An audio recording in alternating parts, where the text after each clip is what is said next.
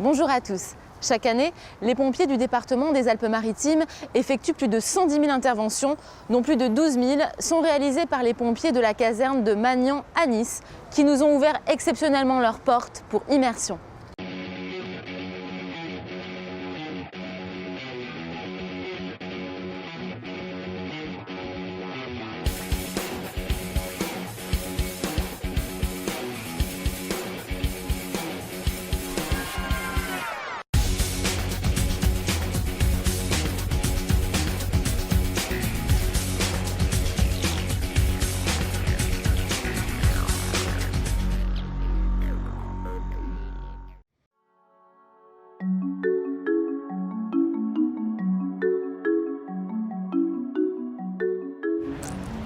Bonjour lieutenant Serra. Bonjour. Merci beaucoup de nous accueillir ici aujourd'hui à la caserne de Magnan à Nice. Ok.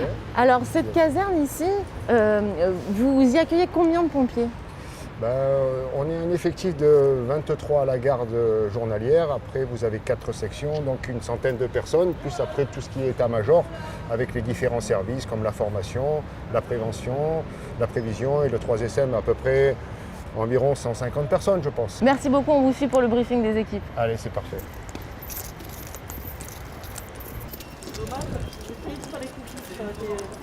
Bonjour à tous, aujourd'hui, 29 janvier, l'effectif sera de 22 et de 21 cette nuit.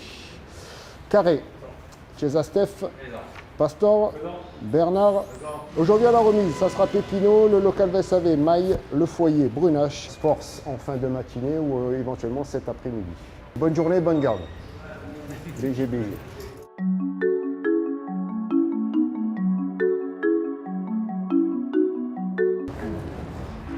Jean et Laetitia, on va vous suivre aujourd'hui en intervention. Là, pour le moment, vous allez faire quoi? Donc là, on va vérifier tout le matériel dans l'ambulance pour voir si tout est en place, s'il manque rien. Et le conducteur va vérifier tous les niveaux, l'essence, voilà. Pour être sûr de partir dans de bonnes conditions. Chacun son rôle. Voilà. Tu m'allumes, Flo? Ouais, super. Okay. Ça, c'est très important. On la prend sur intervention, à chaque intervention. Donc, il faut vraiment qu'il ne manque rien une fois qu'on est dans l'appartement, en fait. Donc, je vais vérifier si tout est en place. J'ai ma petite feuille, en fait, simplement pour voir le nombre de pansements, le nombre de compresses, le nombre, voilà. Il faut qu'il y ait les noms exacts, en fait, dans la rouge. Je vais vérifier le défibrillateur semi-automatique. On part avec sur chaque intervention pour tout ce qui est problème cardiaque. Pour au moins une intervention chez un adulte et chez un enfant. C'est semi-automatique, donc l'appareil nous dit tout ce qu'on doit faire une fois qu'il est posé. Scanner et connecter les électrodes. Là, c'est bon, ça fonctionne? Ça fonctionne. Tant que le petit bouton vert clignote, ça veut dire que tout va bien, il y a assez de batterie et on est parti pour 24 heures tranquille. Je vérifie tous les organes de la conduite, que ce soit les gyrophares, les phares, les vitesses, l'embrayage, les freins. Je vérifie toute l'ambulance pour la route. Et le niveau de carburant. C'est bon, ça C'est bon. Ça fonctionne, oui.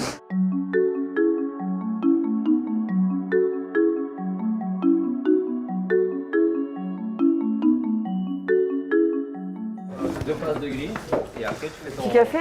Allez, hein, c'est l'heure. Allez. Jus? On est au foyer de la caserne. C'est l'endroit où on se réunit pour le café le matin. On se restaure. Voilà. C'est un point de rendez-vous le matin en général, le soir, et on boit des cafés. Le Dorothée, un café? Ouais, je veux. Donc c'est pratique, on a notre petite clé. Très important le café. 1 ou 2 le matin pour être en forme. Allez, Merci beaucoup. de rien. Vous êtes pompier depuis quand? Moi, ça fait, je pense que ça fait moins longtemps que toi, par exemple. Ça fait professionnel, ça fait presque 7 ans. Et en fait, c'est une reconversion pour moi. J'en ai 39 aujourd'hui, j'ai passé le concours à 32. Et voilà. Vous faisiez quoi avant? J'étais professeur de fitness et coach. Ça me sert aujourd'hui, donc je les tiraille un peu aujourd'hui. Vous les entraînez? Ouais. Enfin, je les entraîne, c'est un grand mot. Martyrise. Je les guide. Elle nous martyrise. Non. Si, si. Tu sais, quand tu es dans le dur dans la souffrance et qu'elle sourit à côté de toi. Surtout pour les abdos, Voilà, tout ça. les abdos. Là, c'est ma spécialité par contre. Voilà.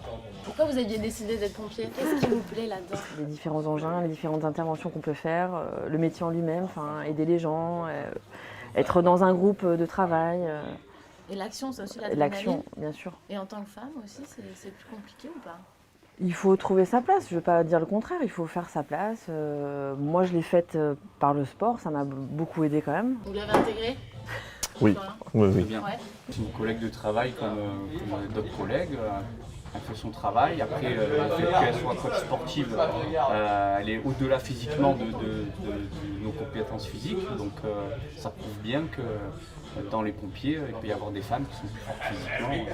Puis après, on est une équipe aussi. Il n'y a pas de plus fort que de faible. On est une équipe, on est soudés. Chacun a ses atouts, chacun a ses Voilà, s'il y en a qualités. un qui a une faiblesse à un moment donné, ben, le collègue il va être là pour rattraper, on va dire, cette faiblesse. L'intérêt du groupe. On est dans un bateau, on est tous ensemble et on doit arriver à bon port, tous ensemble. Et vous, qu'est-ce qui vous plaît dans ce métier? C'était un métier qui me passionnait, c'était quelque chose que je voulais faire. J'ai pu rentrer à 18 ans dans l'armée de l'air en tant que pompier. J'ai fait 5 ans et après j'ai eu la chance de rentrer pompier professionnel en 2012. Et aujourd'hui je suis épanoui dans mon travail, dans mon métier et puis dans le reste aussi. Et pour moi c'est comme un rêve accompli, surtout à Nice, pour un Niçois. Et Florian, vous êtes arrivé comment ici? J'ai commencé quand j'étais bien jeune, pompier volontaire également, sur les plages de Nice.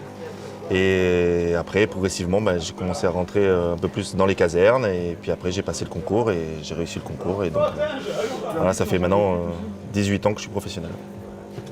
Et toujours la passion. Toujours. Ouais. Toujours la passion. J'ai une spécialité de plongeur, donc je vois aussi bien le feu que la plongée. Donc c'est toujours en mouvement, il y a toujours à apprendre, il y a toujours à voir d'autres choses. C'est vraiment un beau métier. Qu'est-ce qui se passe? On va sur le 8 avenue pour une tentative de suicide diverse.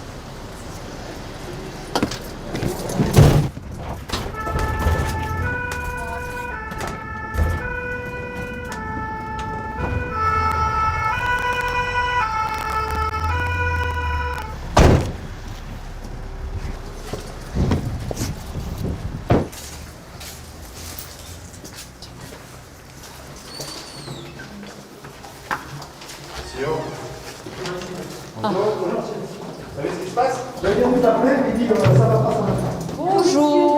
Bonjour. Je vous remercie. Bonjour. Je vous laisse rester à l'extérieur. Non, mais vous restez là, on ne bouge pas. Voilà. Si. T'as des doubles, parce que Vous ça. pouvez vous mettre sur le côté. Ils sont ensemble dans le Je suis en face, monsieur. D'accord, très bien. Je viendrai vous tenir au courant. Tu as pu ouvrir? Voilà, très bien. Nous, pour rester là, on va rester en retrait, sinon on est... Quelqu'un? C'est les pompiers. Les pompiers. Il y a quelqu'un? Bonjour monsieur. Bonjour monsieur. Qu'est-ce qui se passe monsieur? Monsieur, bonjour. Comment ça va? D'accord. Qu'est-ce que vous avez pris comme médicament? Du Seresta. Vous en avez pris combien? Une tablette. Où est-ce que vous l'avez mis à la poubelle après? Non, non, ouais, sur la table. Sur la table. D'accord. Vous avez pris que du Seresta? Oui, oui, oui. Pourquoi vous avez fait ça, monsieur? Je vais prendre le moral. Vous n'avez pas le moral? Ok, ça, attention. Tiens, le petit masque. Traditionnel. Pour un export. Monsieur. Ouais. Vous avez quel âge, monsieur? 76 ans. 76? Pardon. 15, très bien. Monsieur, bonjour. Donc, Je vais vous prendre la température. Comment vous vous sentez? Hein, dites-moi, comment vous vous sentez? pas pire. Fatigué? Oui, D'accord. Vous avez des soucis en ce moment? oui, oui, oui. Il a de la fièvre.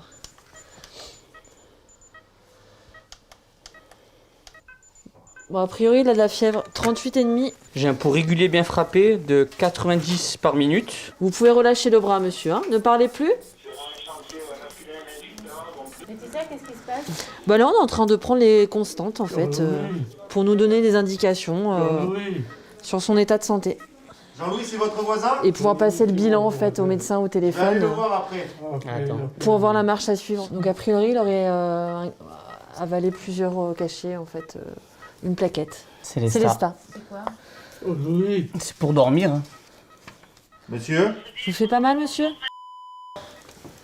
pourquoi vous avez écrit ça? Ah, C'est pas mon fils. D'accord. Pourquoi vous Tu voulez veux mettre appliquer, fin à Jean vos jours? Oui. Ok. Louis. Pardon, monsieur? Jean-Louis. Pauvre. C'est qui Jean-Louis, monsieur? Pauvre. Oui, c'est le voisin. D'accord. Vous avez un super voisin là, Oui, oui, oui. hein, il est très gentil. Ça fait combien de temps que vous habitez ici, monsieur? C'est ça. D'accord. Qu'est-ce qu'il écrit sur la lettre, Florian? Toutes les recommandations C'est bon. sont faites à ses enfants, à sa C'est bon. Jean-Louis. sœur. Pour, comme il compte mettre fin à ses jours, voilà, c'est J'ai un une dex- lettre d'explication. Vous vous sentez fatigué, monsieur? On va aller voir le médecin, je pense. Hein? Oui, oui. D'accord?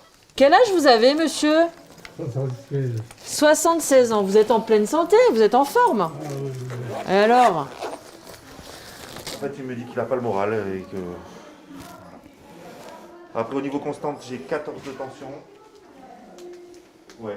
Tout le reste, va bien. Vas-y. Pas d'antécédents, pas de maladie, pas de traitement. Voilà, pas d'antécédents, pas de maladie, pas de traitement. Vas-y. On va vous mettre sur une chaise, monsieur. Comme ça, on va pouvoir vous mettre dans l'ambulance. Et on va aller voir un docteur. D'accord? Peut-être que vous allez pouvoir discuter avec lui. Et ça va peut-être vous soulager sur certaines choses. Jean-Louis. Il arrive, monsieur. Oh non, Jean-Louis. Oh non, Jean-Louis, bien sûr, là. Oh non, Jean-Louis, sur la table. Ah, il habite l'argent là. C'est mon fils. Moi, je ne veux pas toucher un. Ouais, vous ne devriez pas, monsieur. Je touche rien. J'ai la clé parce que moi, c'est quand il perd, il oublie les clés, il se renferme. Ah, il s'amuse à passer par mon balcon à son âge. D'accord. Et ouais, faites attention, monsieur. Sa femme est décédée à cause des médicaments. Elle est tombée. Elle s'est fait un hématome, elle a saigné. Voilà, monsieur. Ils n'ont pas voulu aller à l'hôpital. Je leur ai dit passer une radio pour voir s'il n'y a pas ça se C'est crânien. quoi votre petit prénom? Le lendemain, hémorragie. Voiture. Attends, hein, je te laisse la place. Vas-y. Ou donne. Et voilà. Pourquoi vous avez fait ça? Parce que j'ai pas le moral. Du coup, il va se passer quoi maintenant pour lui, Julien? Eh bien pour lui, nous dans un premier temps, on va l'amener à l'hôpital pour voir la quantité de médicaments qu'il a pris, si c'est pas dangereux et nocif pour sa santé. Si ils arrivent à savoir la quantité, ils vont peut-être lui faire un lavage d'estomac pour que sa santé soit préservée. Et ensuite, logiquement, il devrait avoir une prise en charge psychologique par un médecin spécialisé pour essayer d'aider ce monsieur et puis éviter que ça se reproduise. Nous, on a fait le maximum pour lui. Et après, la suite, c'est indépendant de notre volonté.